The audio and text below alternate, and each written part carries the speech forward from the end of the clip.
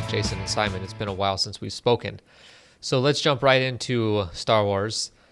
Yes. Simon did he hang up? He might have hung up. No, I'm here, but disinterested. Okay. All right. So let's talk about something that Simon really cares about. And let's start with those three specific fights we're going to talk about from Japan. The first one, and if you don't know, Japan typically waits till New Year's Eve, the last day of the year, for their top fighters to get in the ring. So it kind of makes picking award winners in December a little difficult. So first up, Takashi Uchiyama. He successfully defended his super featherweight title against Oliver Flores.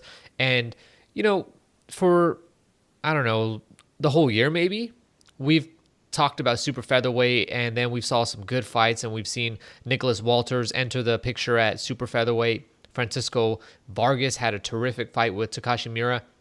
And Uchiyama just kind of sat back, like, ignored, forgotten. But what people don't realize is this is his division, and it has been for a long time. And when Mikey Garcia was here, people still thought, yeah, Mikey Garcia is a real talent, but it's Uchiyama's division. And he showed the other night, landing one of just the most crushing body shots we've seen all year on poor Oliver Flores. And, it looked like a sparring match. Uchiyama never went out of first gear and was still able to dominate him and assert his dominance. Yeah, I think I said dominate too many times. What did you guys think of Uchiyama's performance, other than it was a sparring match? Well, I think it speaks more to his caliber. And one thing you have to bear in mind is that his opponent was probably the worst opponent he's had in a number of years, coming in with a record of just 27 wins and 1 loss. Now, He's being sarcastic. Well, I'm not being fully sarcastic, because it was a step down in opposition compared to his previous year's works. But having said that, that's not a bad step down, is it? That's not a soft touch by anyone's measure. But I think it just goes to show the sort of caliber that he fights at, where he's able to step down to someone who's got a loss in their... I think the last time he had someone who lost in their last 6 fights was, 4 or 5 years ago. And Flores had taken a loss, not in his last fight, but the one before. And that's the most recent loss any of his opponents have taken for a number of years now. And that, just that slight reduction in caliber of opposition, and you see what happens. He just absolutely goes to town on them. Yeah, like you said, it was a sparring match mostly. He never had to do anything, out of the ordinary to pressure the fight. The fight just came with such fluidity, and I think that speaks to the level of opposition. They were just completely on different levels. That's it. And that brings up the question, what level is Uchiyama at? Is he really among the very best in the sport? Because this year, he fought a total of 5 rounds. Jomtang Chuitana, who he beat back in May, Chuitana, he was like a super prospect. He had a history in combat sports. He looked really good. He beat up Daiki Kaneko, who gave Uchiyama a hell of a fight 2 years prior to that. And Kaneko had time to get better and improve. And Chuitana, 2 rounds, and he was on the floor.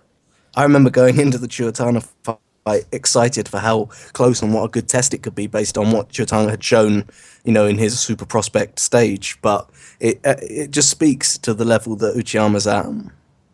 And now the question is super featherweight the most talent-rich division in boxing right now? We have Uchiyama, who is fantastic. Then you have Francisco Vargas, who just took the belt off of Takashi Miura in a really close fight. So that means that Miura is still in there. And if you think, Miura is not that good, trust me, what we saw against Vargas, that's how Miura fights. And he's very effective at it, as you saw in the fight. He almost stopped Vargas a couple of times. That's just Miura. He doesn't have any defense, but he somehow makes it work with his power. You have Jose Pedraza, who's a really good boxer. I mean, he had he struggled a little bit in his last fight, but that shouldn't be discounted for that, because it's just a poor matchup. Javier Fortuna's puncher, he's there. He's very quick. Nicholas Walters just moved up, and Oscar Valdez has also been fighting in the division. Orlando Salido is also there, in case anybody wants to go to war and get their balls punched off. I thought you were sticking to undefeated people until you went to Salido. But I mean, even out of the defeated people within the division, you've got people like Stephen Smith and people that are going to keep it interesting. So it is a super competitive division right now. Yeah, the top 5 are all undefeated in this division. I mean, that's insane for a top division. And it's not like these guys are avoiding each other. It's just they've all kind of come up and they're meeting at the right time. We just covered in Uchiyama's resume that, the last time he had someone with a loss in the first... I've just got their page up now. So the last time that they had a loss in their last 6 to an opponent was Solis back in 2011.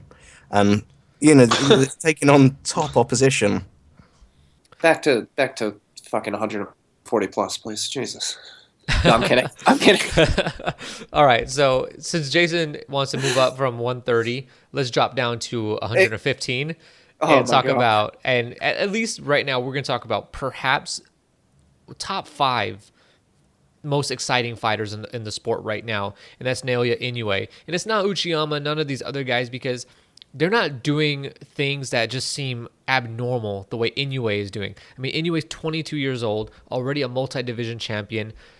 His fight this past week was just a sensational victory for him. And the crazy thing with this guy, he's 22 years old. He's already got a terrific, high-profile win on his record, in beating Narvaez. But what's crazy about Inoue is he looks like he's getting better. At 22 years old, already multi-division champion, already recognized as one of the best fighters in Japan and one of the best in the world, certainly the best in his division. He's getting better. He's a monster. He is a little monster. He was something extremely fun to watch. Put on a hell of a fight, and he seems like, especially for that low of a division, he's packing a lot of power. It's been a kind of roller coaster over the last year or so with him, where they've sort of stepped him out of prospects stage, and the steps haven't been minor, they've been major, where each fight progressively has gone much higher, and you think, will he cut it at this new higher level? And he just absolutely ousts your expectations. Yeah, there's nothing in any of these performances, well, especially the last one that I watched, that indicated to me that he's either at his potential, right? Like you said, there's more room for growth. It doesn't even look like he's stepping up. That's what I'm saying. It looks like he's fighting the same level of opposition over and over. Like he's still on the prospect stage, where they're just feeding him. Right. And so, I mean, talk about a career to follow. And, this era of the super prospect, The thing with Inoue, which is really crazy to think about, and it's so early, but he's 22 years old, and given what he's accomplished already, suppose he fights Gonzalez and beats him, or suppose he beats up Quadras, and then goes up and beats someone like Payano. We're dealing with a fighter that I don't think we've ever, if that were to happen. So that would be 3 different weight titles and 3 different weight classes before he's 25 years old. Like, we would be dealing with a kind of talent that we've never seen before. Basically, like at the level of Adrian Broner. I mean, but no, how amazing would a fight between him and Gonzalez be? I mean, can you see that fight going 12 rounds? It's like, you feel like it has to, because that's the least likely thing. Yeah, exactly. Yeah, sure, but I mean, that fight is just something that every boxing fan should have on their Christmas list for in the years to come, because that fight would just be amazing, especially because he's 22. Gonzalez is on the older side of things, if I recall, right? 28. So, I mean, there's definitely an age gap there. Not that Gonzalez has, slowed down or shown any wear and tear. But it's not like the Canelo Cotto age gap. These guys are only separated by 6 years. So right, but lower weight divisions. So, it's a little more pronounced. But I don't know. I just think that should be a fight that everybody should be calling for. Gonzalez Estrada 2 is a great fight, but man, Inoue would be an amazing fight. And it all depends on if Gonzalez wants to move up, because there's certainly stuff that he can do at flyweight still. Why move up to super flyweight? Right, you can dominate your division and exactly. Have interesting matchups. Like Estrada's a really interesting match. Ruinrong, that's an interesting match for Gonzalez. I mean, you bring in a guy who's undefeated, he's had a tricky, a much higher profile win than Gonzalez does. I mean, that win over Shiming was probably seen by way more people than have watched Gonzalez fight so far, and especially if you're looking at the Golovkin-Lemieux numbers, I'm pretty sure Ruinrong has had more attention. It's just what's known as the Roach effect. But I mean, it is a tricky fight, and you wonder what will happen in that. And I think that where Gonzalez is sort of universally loved, it could be that people are in for a surprise with how much trouble he'd have in that fight. Yeah, I keep trying to make that argument, Simon, but people just don't want to hear it. They want to hear that Ruinrong. The hype train is in full swing. Yeah, and it's good. It's good that people are paying attention to the kind of lower weights and the less mainstream people. It's good that it's getting that level of focus, but you can't lose your head. There's still tricky people out there that can act as a banana peel to the seemingly unstoppable prospect on the rise. I'm going to go on a tangent here, but I was writing the other day or last week or whenever I was writing that I was thinking about it. Is there a fighter that's more difficult to game plan for than Ruinrong? Like you have no guarantee. There's no game footage that you can look at that's going to predict how he's going to fight, because every time he fights, he shows you something different, and it's not always boxing. I think our big man at heavyweight may be the answer to your question. But yeah, I mean, it's a tough one. Fury boxes. Ruinrong doesn't box. Yeah, I disagree. I think that he boxes as of late, but if you go over the archive, that's not how he's always been. Little Muay Thai. No, he's never thrown someone to the canvas in a headlock and like he's never auditioned for WWE in a fight. Yeah. He's more conventional as a boxer, I'll agree. But I mean, in terms of being unpredictable and difficult to plan against, I think he's up there. No, Fury certainly is up there. Ruinrong's in a class of his own. I mean, the guy, just look at him, you just know it's like this guy. He looks like the Joker in Arkham City. Yeah. And you notice on that card as well, there were the other two Inoue's fighting. Is this going to be a family thing? Well, Takuma is definitely on the rise. Koki made his debut. Takuma's problem, and if you don't know, Takuma Inoue is Naoya's younger brother. He's the middle brother.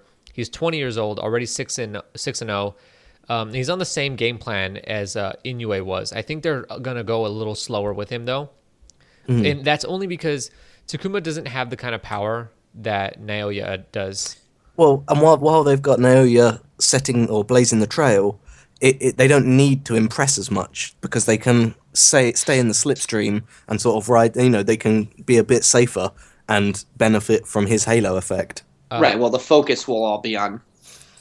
Yeah, and they'd have to do something incredible to outshine him, and they know that that's not likely. So stay in the slipstream, get yourself some good wins, and hone your craft while you're on a good stage, earning some good money.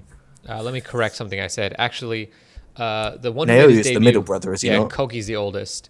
And then just as a real quick shout out to Kazuto Ioka, who knocked out or he stopped Juan Carlos Revico, which if you look at all of these guys who were in action, that was actually the best win of any Japanese fighter this weekend. Revico was a top 10 flyweight. None of these guys faced a guy that was legitimately recognized by anybody. Not by anybody, but like unanimously recognized as a top 10 fighter. And Ioka looked reborn. I've watched Ioka's entire career, and he's always looked like a guy that's like your record is highly dependent on the matches that you've had, which have all been beneficial to you, with the exception of maybe one or two. That Revico fight wasn't made for him, and he picked Revico apart, and he just looks like a more mature fighter than we've ever seen, and that's another fight that would be interesting for Gonzalez.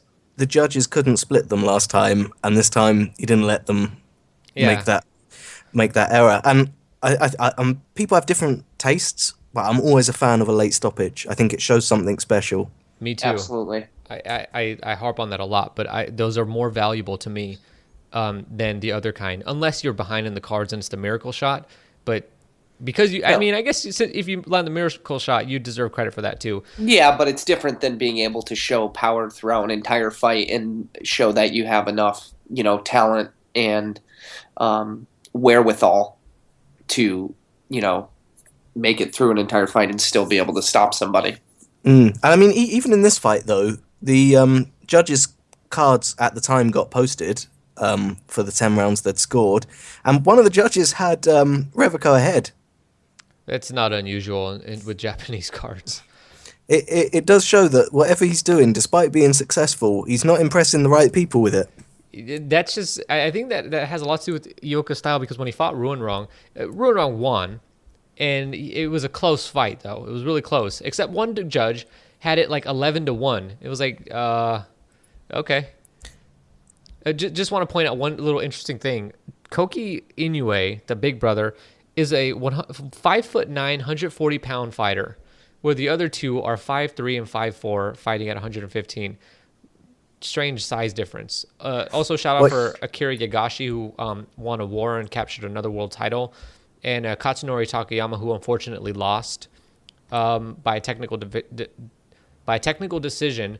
And now, let's talk about Kosei Tanaka, who is perhaps at the moment, the top super prospect in the sport, entering this fight, okay? And we call him a prospect because it's like he has a world title, but, that was a vacant title and all that stuff. So does Deontay Wilder. Right? Yeah, exactly. So, but Tanaka, he's got like 4 fights. This is his 5th fight, I believe. It was his 6th fight. 6th fight. And, he came in as like this top tier prospect. He did have a world title, and he was making his first defense, and he did not look good. He struggled badly for the first 4 or 5 rounds of that fight. Mm-hmm. And in the 5th round, he gets dropped, and it looked like this was it. Tanaka's about to be stopped. He was saved by the bell, but a huge shot. It was also the first time I've seen somebody get knocked down where it just looked like their head, the weight from their head just took them to the canvas, because he didn't look that badly hurt, even though he took a beating when he got up. Well, when you only weigh 104 pounds, a lot of it is your head. And then gets up. And in the next fight, or not the next fight, the next round slowly starts to come back, and then body shot. Done. It was fight over. It was a puncher, wasn't it? This was someone who didn't look phased. It looked like they were getting comfortably outboxed, but they weren't bothered about that. And if they could find them, they'd drop them, and that's what happened. I had never seen him fight before, and he had just sent me a text to, say, hey, catch this fight before we record the podcast. And I was, so going into it, I'm watching him get outboxed, and I'm like, oh, well, this isn't going to plan. But he also, he was definitely getting outboxed, but he was, throwing in flurries and getting some good shots in, and I was like, I could see, where maybe they just put him in a little too soon with somebody or something like that. Yeah, you saw the flashes. Yeah, I saw some flashes of why he is who he is and why he made it out of this fight, and it was just really a spectacular fight in my opinion. Really entertaining. I think such a great fight to watch. If you look at Saladar and see a loss, it's not a real loss. He it's broke his hand. He beat himself if anything, but I don't know. I think that it's worrying that he was getting outboxed that comfortably, and it makes me curious as to what will happen as he progresses. However, as long as he can keep finding people and keep delivering that power, then he's going to be all right.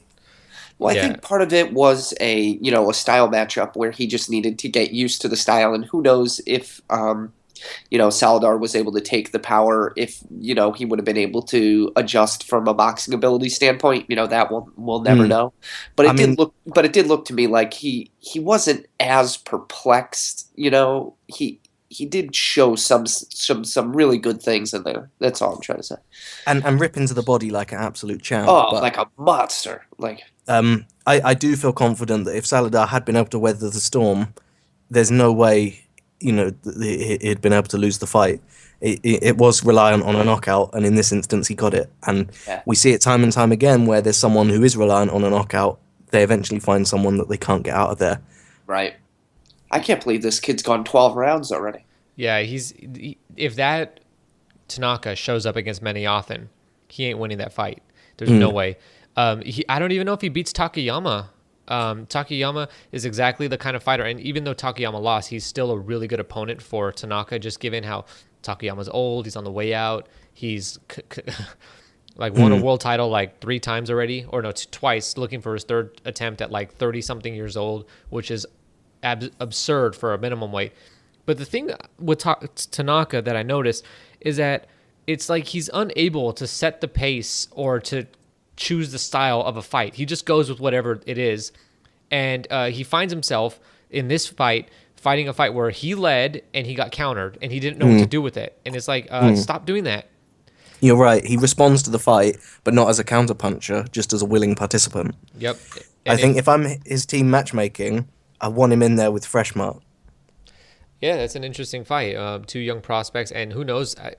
Freshmart, he's got one good win on his resume, and that was against Carlos Butriago of Nicaragua.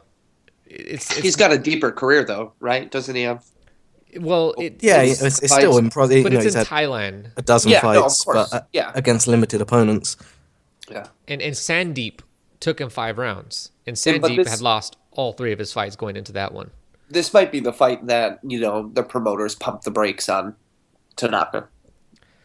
Yeah, I think he does need to at least have a fight with somebody who he can learn from. And that's what Takayama's going to be for him, is a fight where I can't imagine Takayama really beating him, but I can imagine him giving Tanaka everything that Tanaka needs to see. I mean, he's like Salido of the division, except without the dirtiness.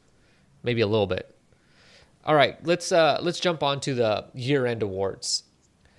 All right, so let's move on to the year-end awards, the 2015 Best of Year awards. And first up is a Fighter of the Year. So I had 3 guys I looked at when I was looking at Fighter of the Year: Floyd Mayweather, Tyson Fury, and Gennady Golovkin. I wanted to do Naoya Inoue because he fought like in the last second. I mean, it was the last second of 2014 and almost counted in 2015, but it didn't. And so the winner is Floyd Mayweather. Now, criticize Mayweather all you want for the Berto fight. Okay? Go ahead and do that. But let's remember something. I want you to remember this. Remember back in 2014, or not 20, out of whatever year it was when he fought Maidana. And everybody was whispering and saying about Mayweather that he lost his legs, that he couldn't move the way he did before, that he was slowing down, that he was getting hit, that that's why he fought Maidana again, blah, blah, blah. Everybody was saying all of that stuff, basically discounting Mayweather. Pacquiao was looking better than ever. And when they actually met, number 1 pound for pound versus number 2, arguably and widely recognized as the number 2 pound for pound fighter in the world, Mayweather didn't just beat Pacquiao. That wasn't enough. Mayweather absolutely dominated and coasted in that fight. He left no questions to be asked. He looked better than he'd looked in years. And he controlled Pacquiao and left no questions asked. He made that fight so conclusive that when he fought Andre Berto looked like he was more competitive against Mayweather than Pacquiao did. He put in the performance of a lifetime. His win over Pacquiao stands as probably one of the best of his career. And if we took away the fights where he scored knockdowns, it's probably the best fight of Mayweather's career. That's why I picked Mayweather. So the reason I'll disagree with that is going into the Mayweather fight, Mayweather was a favorite on any kind of betting site. And there was always that thought that Pacquiao really had no chance. Mayweather was going to outbox him thoroughly, and that's exactly what happened. So for the fighter of the year that I picked is Fury. Fury went into that fight with Klitschko as an underdog. It was an upset that most people did not see coming, and I think just being able to end that reign of Klitschko that's been going on for so long, and to do it as an underdog, you're the fighter of the year. I'm kind of halfway between you guys because I recognize Fury's win as being probably more significant in terms of the surprise. Who thought he's going to beat Klitschko at his own game in his home turf and do it so unanimously. But beyond that, I think that if you zoom out, the Mayweather win over Pacquiao will be one for the ages that people will be remembering 10, 20, 30 years from now with, I don't know about fond memories, but it'll be iconic. And I think that if you're going to beat your iconic rival of however many years in that fashion, in front of that big an audience, you've got to take Fighter of the Year. And the win for Mayweather, it closed a lot of doors, it ended chapters, whatever you want to say. Fury's win only asked more questions, and it's not like we're going to assume that Fury's going to hold that title for a very long time, or that they're like it seems like that story is we're in the middle of something right now. That's what makes it funner. Whereas with Mayweather, the chapter's closed. I totally agree That's with why it I being like more it. You know what I fun. mean? I totally agree with it Yeah. being more significant. But in terms of overall relevancy to the sport, that Sure. Mayweather victory will go down in history. Absolutely. All right, And for that so reason, I've got to give him it. all right, so here we're gonna move on to fight of the year. So there are three fights that I looked at for this one. There will be actually 3 for every single award, but I'm gonna say it every time. So the fights that I looked at: Takashi Miura versus Francisco Vargas, Marco Huck versus Pavel Glavatsky. No, why do I always say that? It's Krzysztof Glavatsky. I don't know why I always call him Pavel.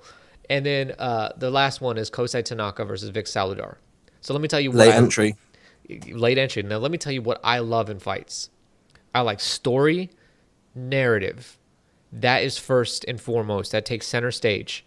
And Slugfest is good, but I prefer that. I prefer atmosphere. I prefer, basically something that could be in a movie, not just because it's a slugfest, but because it can carry itself without the action.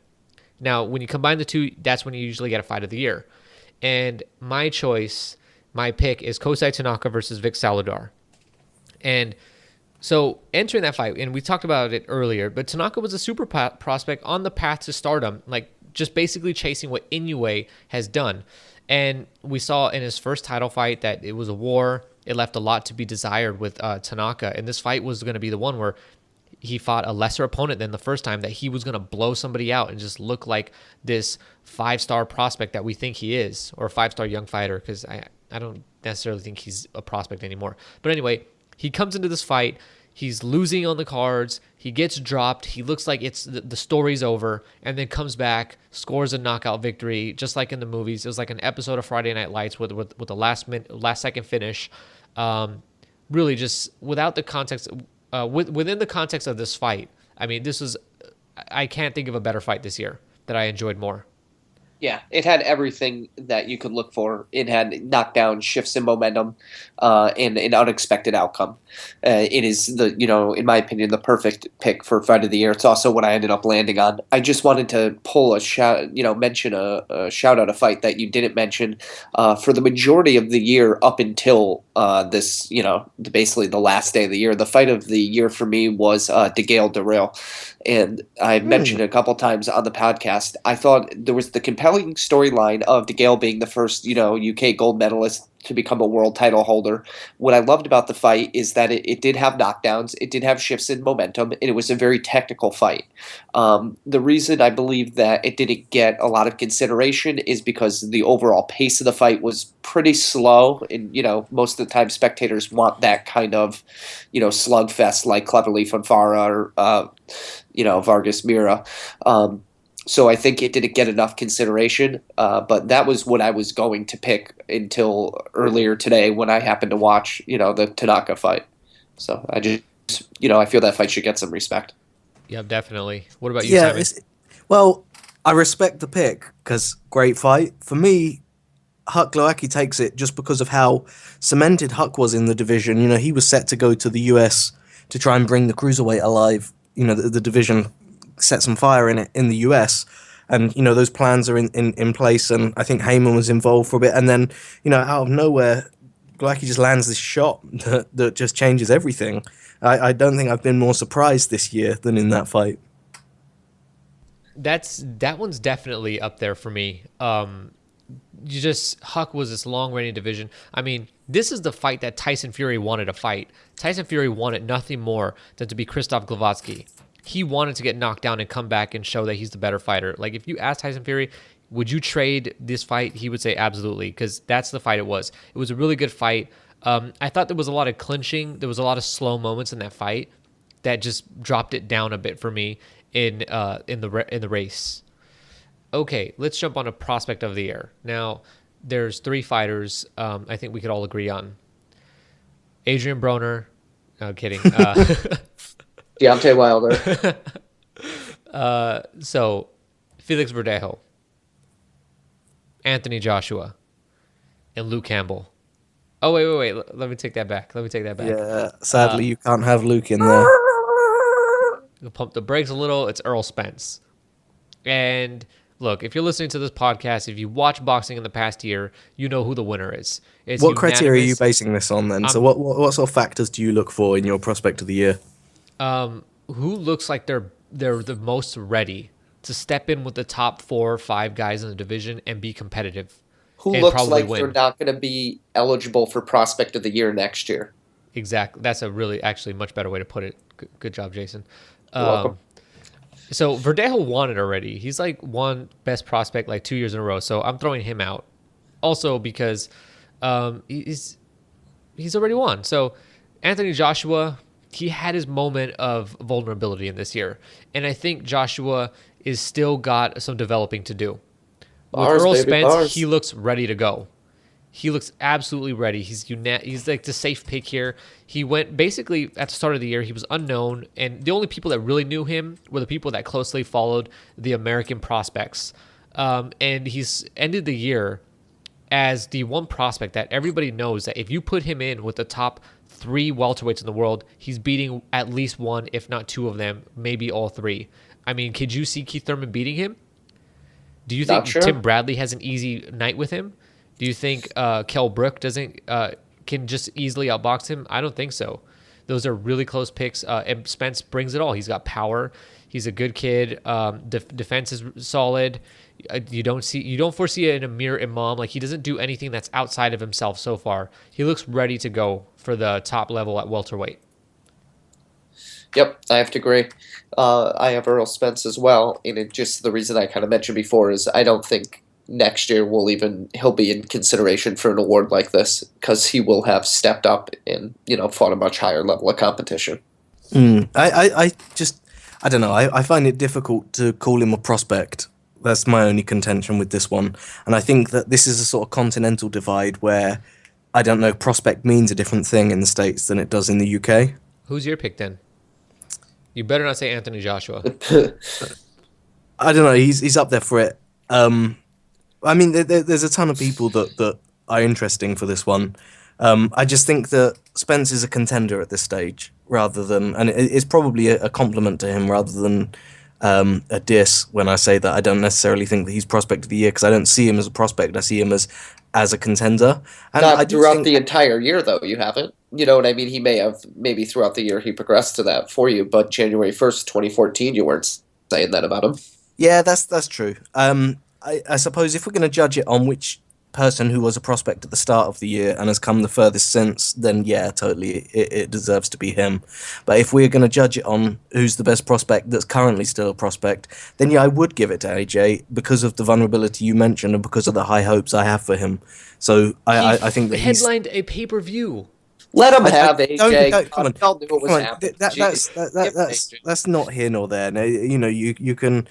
He's headlining pay-per-views, and Billy Joe Saunders is still, on headlining BTV. Box Nation. Come on, yeah, don't brag on him.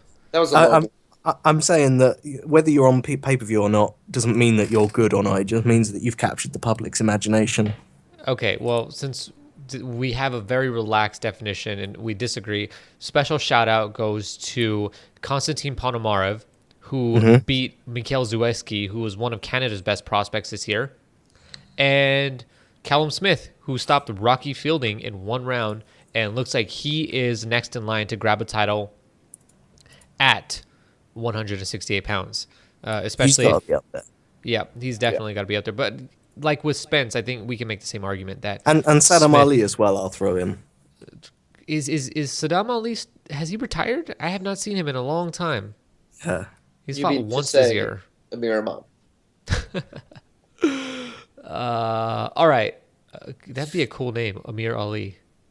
If we can combine Saddam Ali and Amir Imam, we'd have a terrific fight on our hands. I think we already have like what's his name, Kovalev, Golovkin or something. Gennady Kovalev, the guy who beat Bradley Saunders at the World Championship or World Amateur Championships. All right, best new title holder. Going to be predictable if you've listened to me at all so far. Who have you got for this one? Because there's a lot of names that are interesting. So I just want to throw a lot of names that I really like. Billy Joe Saunders, If you just want a hint why he's not getting that, is because he fights in the same division Golovkin does.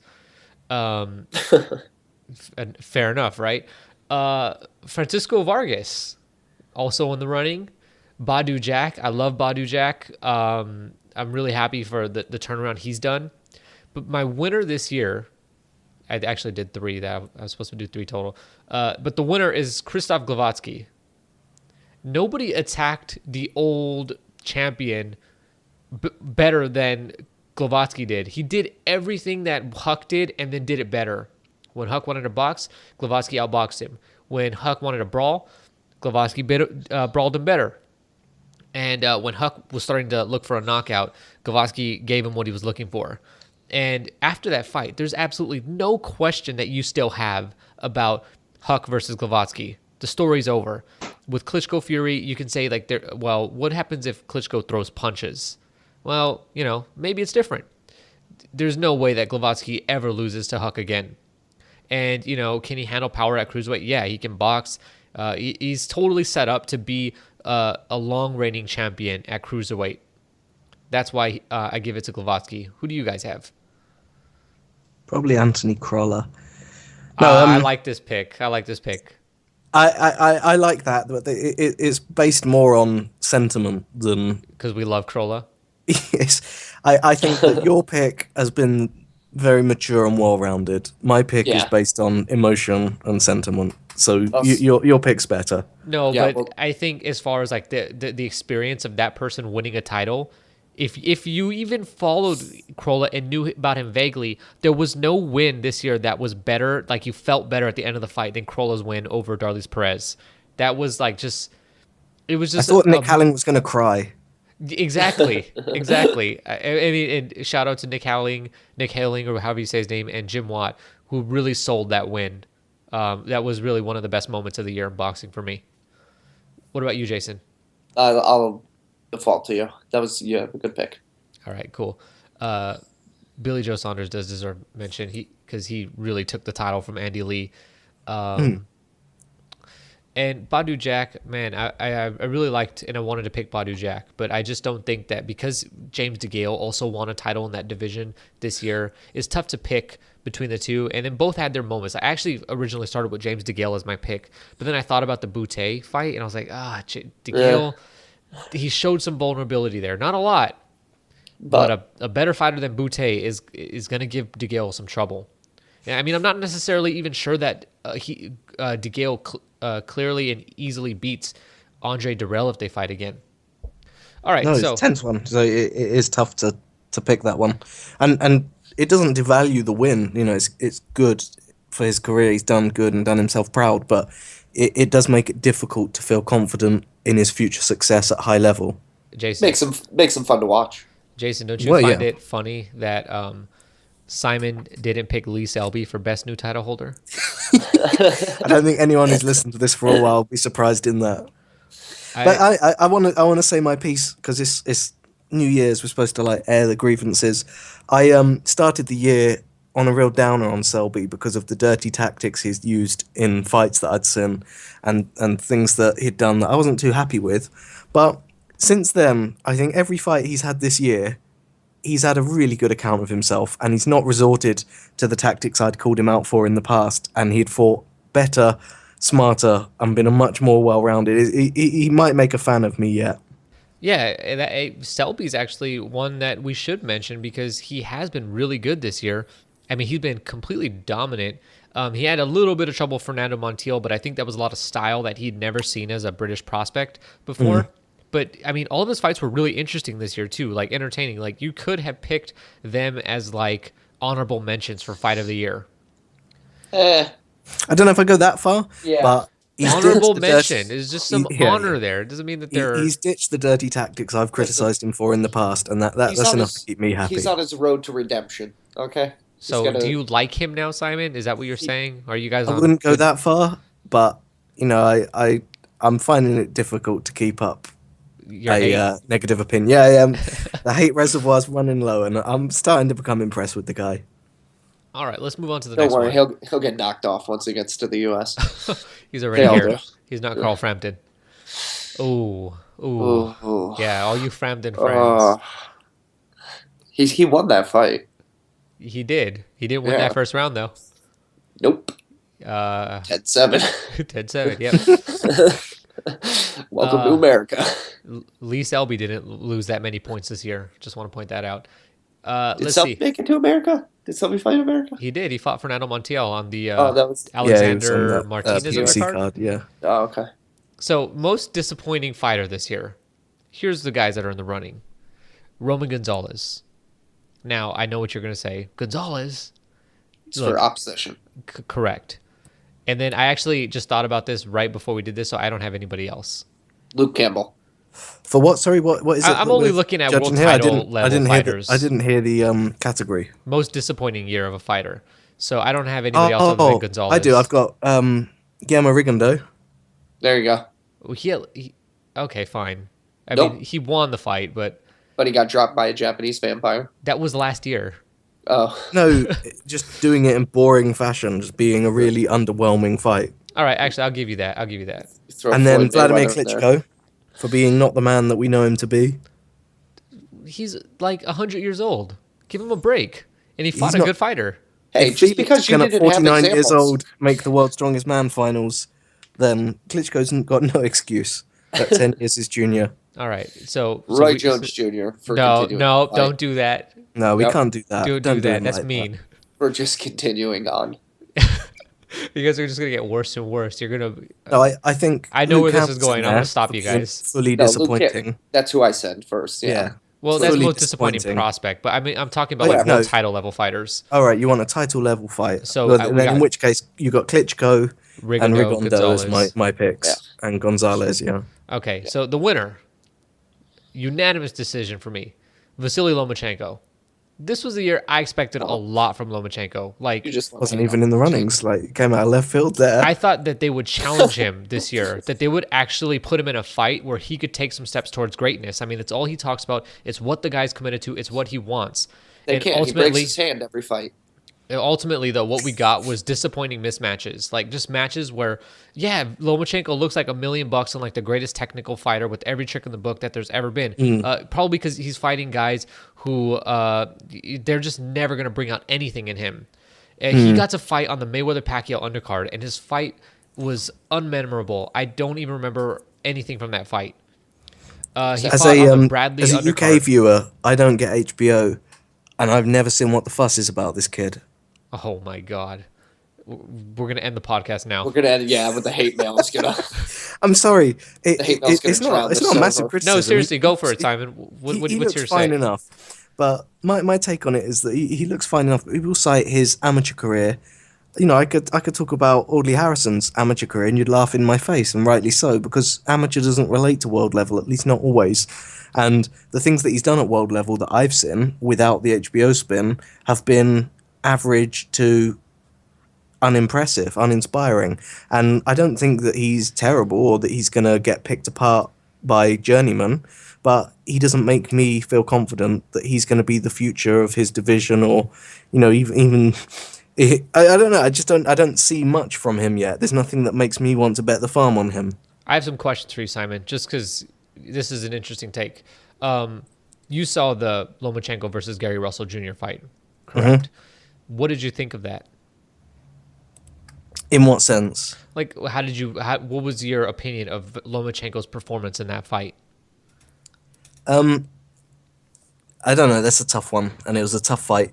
But I didn't think that he'd win it, and I agree that he did win it. If that means anything, Yeah, he won. I the thought fight. that I Correct. thought he'd go in and struggle, and I agree that he did win it. Was it just a whitewash? Is it No, dominant? no, not dominant anyways. But I didn't think that he'd pull it off to begin with. Interesting. Well, and you don't get the HBO spin. Well, lucky you, because I like Lomachenko. I disagree with you. I do think he's very talented. But I actually bet on Salido when they met. He is Pernell Whitaker. He's Shut up. If you ask Max, shout out to I Max. mean, if that means anything, I bet on Salido when they fought. I wish we were doing the podcast handsomely then. Rewarded. Because I was telling everybody, like, Salido's winning this fight. Those odds are too good and they're wrong. So Yeah, no, I saw that and I bet on it. yeah, Lomachenko most disappointing fighter of the year for me. Who do you got, Jason? I know you agree with me actually. All right, well, to end that silence, I'm gonna put in Vladimir Klitschko for me for letting me down and making my wife sad. Did you lose any money on that one at least? No, no, I knew it was too close to bet on, I but just, I'm sorry. I instead of taking myself out of mute, I hung up. I dropped the call. You were like, I know you agree with me, and I hung up. Yeah, Um, yeah, of course you did. uh, Lomachenko, yeah, fine. But Rigondeaux is a damn close second now. Oh, Because if you you a want to big look fan at of his? it, I'm a fan of his potential. Like if you look at his potential, it's all there. And when you get guys with so much potential, then you get nothing out of them. That is the most frustrating thing in boxing. I know you almost dropped an F bomb. I know you did. I could No, hear it. my son's still well, awake. that was my experience with Campbell a few months ago. I think you guys are a little too hard on Campbell.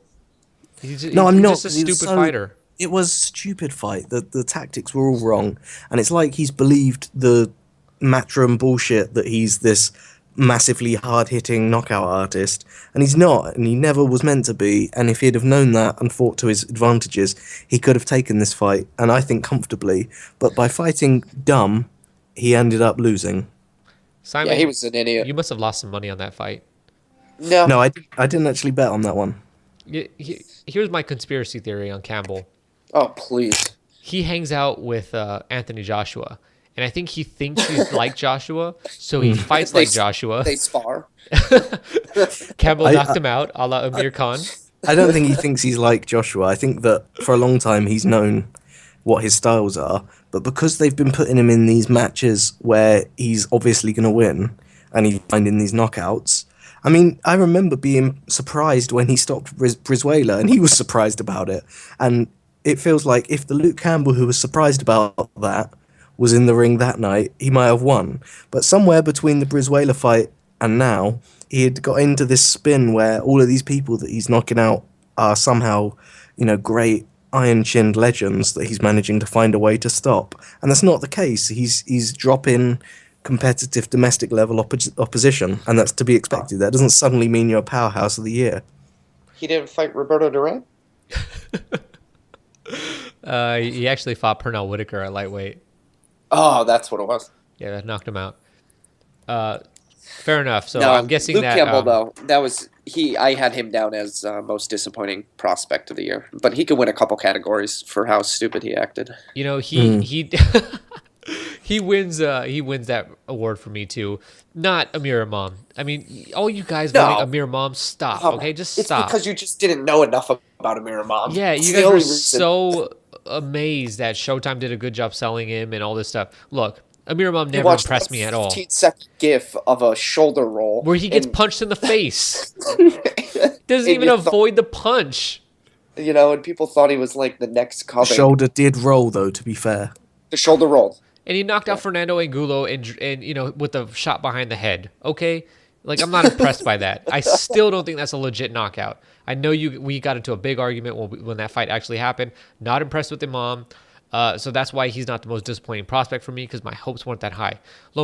Campbell, on the other hand, was considered a top 5 across the board prospect amongst that you would get Campbell's name out of any boxing fan who knew anything about boxing for the top prospects in the sport, at least in the top 5.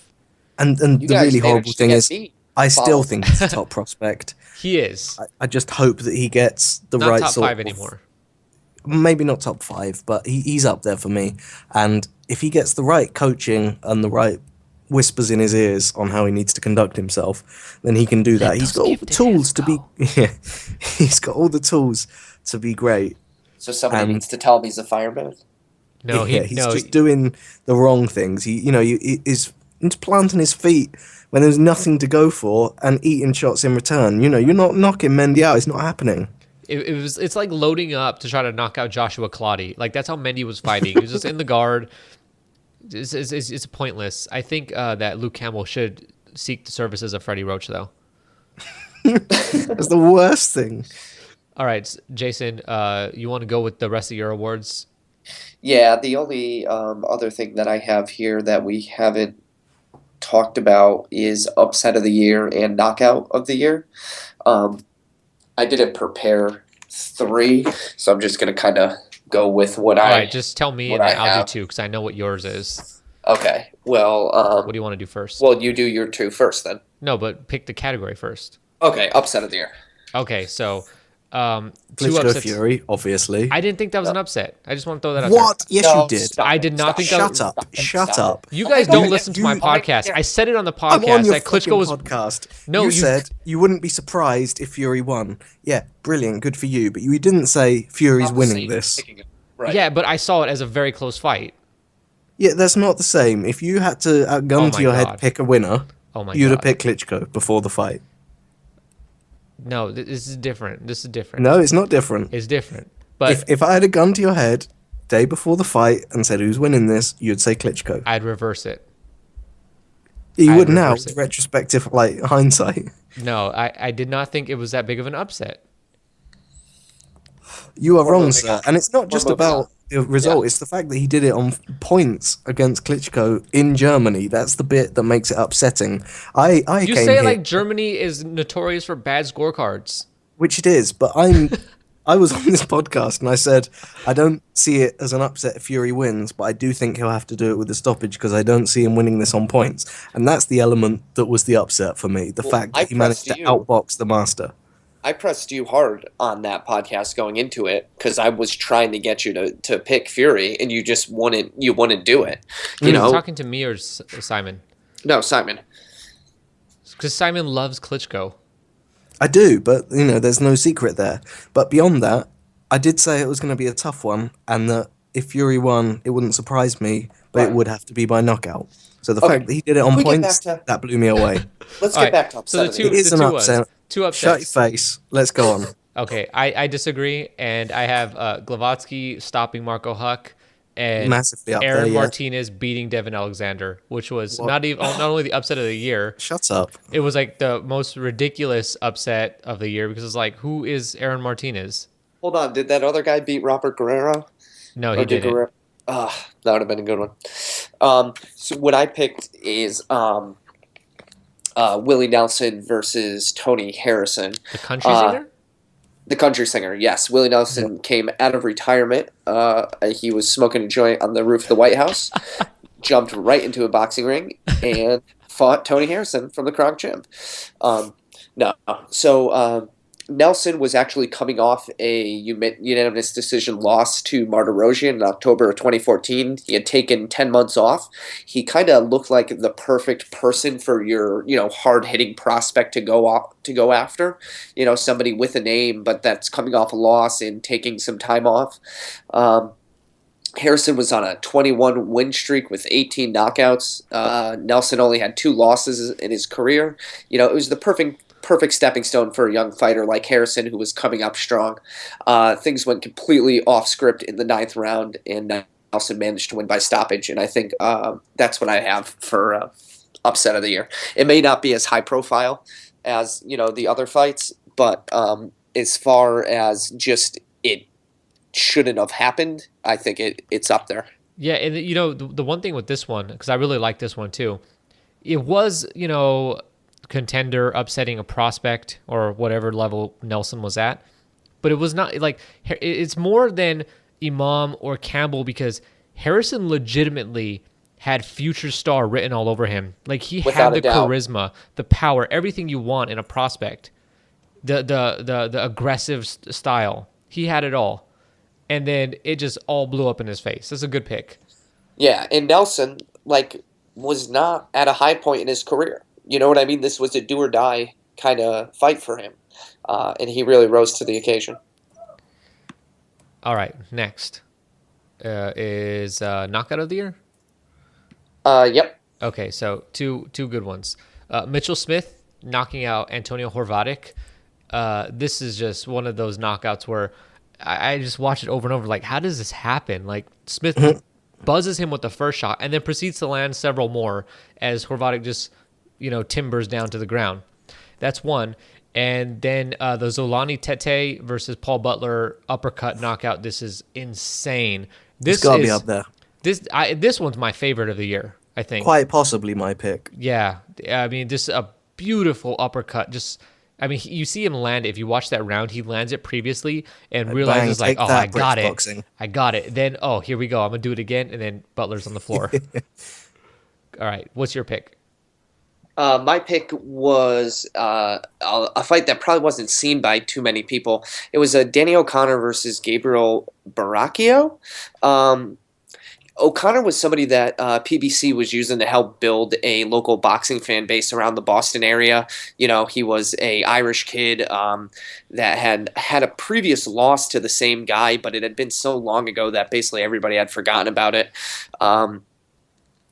You know, O'Connor had really turned a corner, started looking a lot better, and was really raising himself out of that prospect status. He was headlining, you know, fights on MSNBC sports broadcasts. And basically, Baracco was completely written off. O'Connor was the slick boxer, and Baracco wasn't known for his punching power. He'd had like 4 stoppages in 23 fights going into this fight. So the fact that he knocked O'Connor out, like having such a small KO, you know, percentage, it was that quintessential anything could happen in boxing kind of moment. You know, it was a beautiful stage to be set on. Baracco just like was completely almost shocked and stunned that he had done what he had done.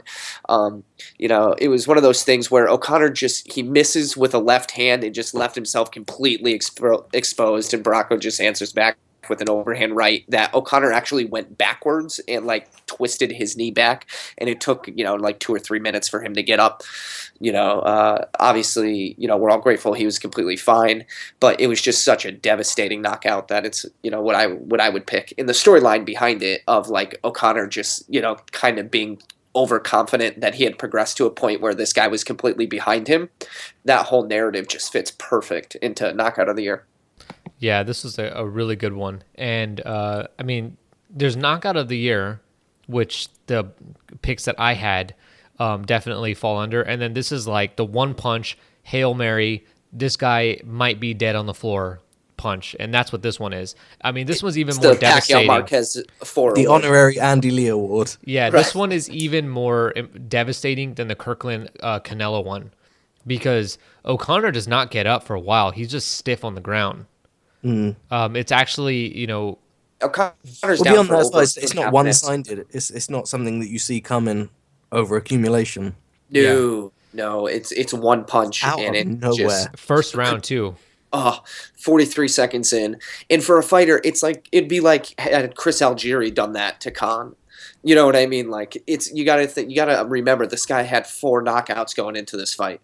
Like but if you're betting on as it's progressing, you wouldn't be betting on him as the round goes on. You'd be, I think he's losing this, and then bam. Yep. So I think, you know, just for that alone, and it just kind of being more of a lower profile fight, I like to see it get some attention. Good pick. If you post this on Reddit, add the link to that fight so that people can check that one out, because I think it's one that got less like attention. I think most of the stuff we talked about people have seen, but this one potentially is a bit of a sleeper that people haven't checked out. This was something that was like on NBC. The card ran long, so then they had to move it to MSNBC. So you actually had to like switch stations after the broadcast. So I think like a lot of boxing fans just completely missed it because it was kind of hard to access.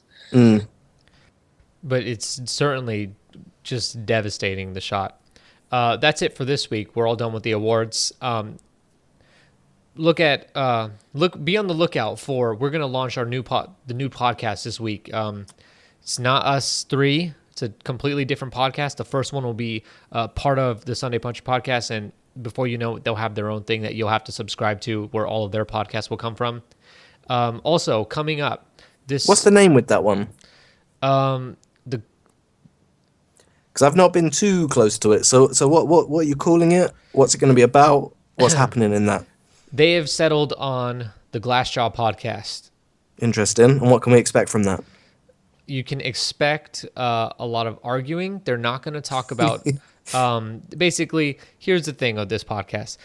These two guys are going to go to war over a certain number of topics, and you're going to decide who wins the battle or the war. They're going to go rounds on a topic.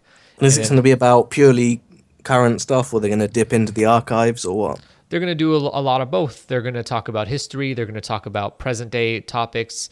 It's going to be a lot of mixing like that. You know, a lot of the discussions that you have on Reddit that you see there, you know, what fighter was the best with the jab, but didn't have a left hook or something. Typical internet bickering put into words and then voted on. Yep. All right. Also, be on the lookout this week for a new series that I'm going to start. It's going to take about 2 weeks for all of these things to officially get out. It's a 2015 year in review by country. If you want to know who the top fighters were and are in a country currently, who the top prospects are, what are the top 5 fights to make, and who are the biggest losers of the year, plus some storylines and all of that stuff. That's what these will. I've got these coming for many countries, not all of them, but many. UK, US, Mexico, Puerto Rico, and Cuba. Mexico, which I've already said. Ukraine, Russia, even some Kazakhstan. And some of the Asian countries that get less coverage in Western media. In fact, all of the Asian countries, or not all of them, but Japan, China, and Thailand, you know, just the ones that are involved in boxing. The ones that are big in boxing. And the Philippines will all have their time to shine. Yep. Awesome. So if you're a new fan just listening to us, this is going to be a great way for you to just kind of get exposed to the world scene in boxing. And even if you're, you know, a hardcore fan, these will be interesting to just refresh your memory on what happened in the past year. All right, that's it for this week. Subscribe, rate, leave us comments. You can send us messages and stuff you want us to talk about, and we will do that. You can make requests. And then there's a guy that messaged me. He wants to come on the podcast, and I told him cool, but then he hasn't gotten back to me. So if you're listening, what happened, man? Way to be cool, man. Message me. All right. Thank you for listening.